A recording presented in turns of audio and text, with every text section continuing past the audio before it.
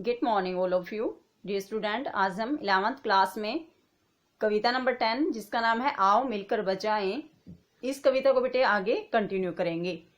यह चैप्टर से related third video रहेगी। प्रीवियस 2 वीडियो में हमने कविता को रीड किया था। आज हम जो 11th कविता है उसमें अभ्यास के क्वेश्चन आंसर करेंगे।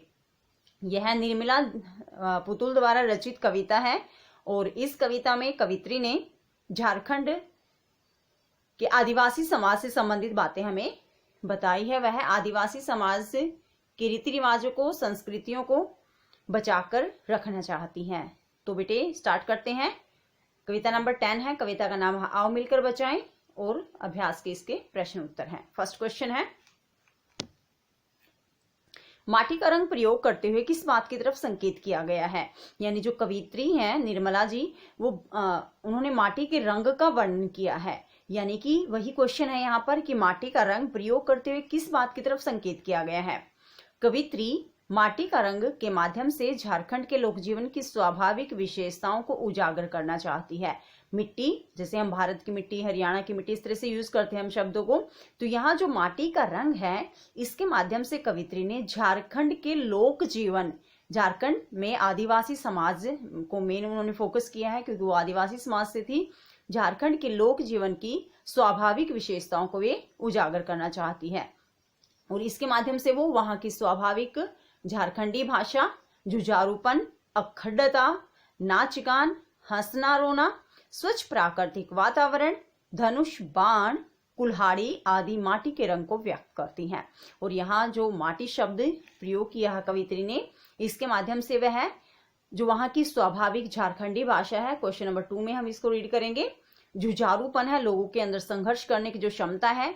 अखड़ता का शब्द है, छोटी कुछ बातों पर गुस्सा हो जाना। नाचना गाना, हंसना रोना, वहां का स्वच्छ प्राकृतिक वातावरण है, जंगल है तो शुद्ध हवा है। धनुष बाण और इसके साथ साथ जो कुल्हाड़ी वो यूज करते हैं, आदि माटी के रंग को उन्होंने प्रकट करना चाहा है। आगे देखिए क्वेश्चन नंबर 2, भाषा में झारखंडीपन से क्या अभिप्राय है। भाषा में झारखंडीपन एक लाइन आई थी कविता में, तो यही पूछा है यहाँ पर कि जो भाषा है उसमें झारखंडीपन का मतलब क्या है। आंसर देखिए बेटे, झारखंडी का अभिप्राय है झारखंड के लोगों की स्वाभाविक भाषा। यानी कि हम भाषा में झारखंडीपन का अभिप्राय क्या है, झारखंड के लोगों की स्वाभाविक बोली, भाषा नहीं बोली, जैसे हमारी हरियाणवी है। इस तरह से मतलब ये दिखाना चाह रही है कि वहां के लोग शहरी संस्कृति के प्रभाव में आकर अपनी बोली को ना छोड़ें और अपनी बोली में बातें करें, ऐसा कवित्री का मानना था।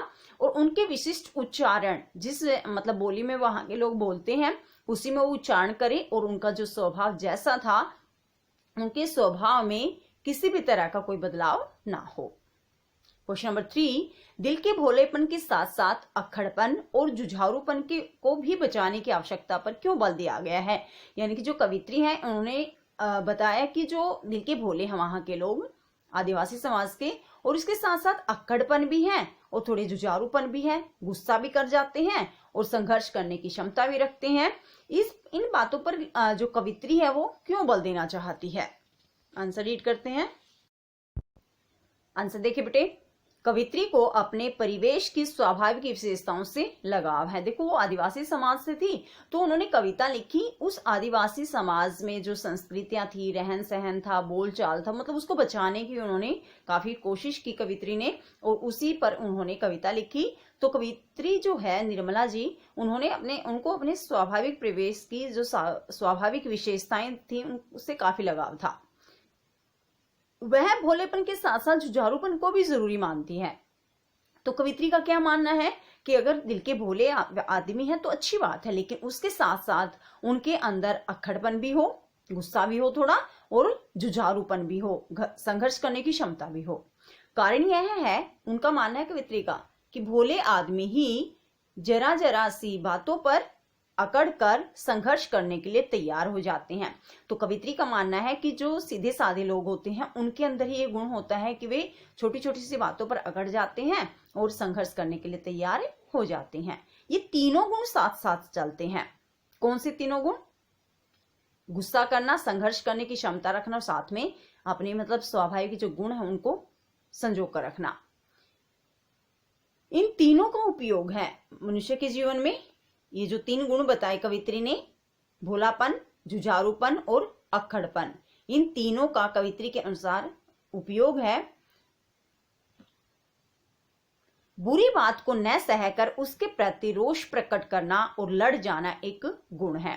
अब कवित्री ने देखो क्या माना, उन्होंने माना कि हमें गलत बातों को सहन नहीं करना चाहिए, उनके प्रति उनका विरोध करना चाहिए, उनके प्रति लड़ना चाहिए। तो ऐसा कवित्री का मानना था कि गलत बात को न सहकर उसके प्रति रोष प्रकट करना और लड़ जाना, उसका विरोध करना मतलब एक गुण है। इसलिए कवित्री को ये तीनों ही गुण प्रिय है, भोलापन, अक्खड़पन और जुझारूपन।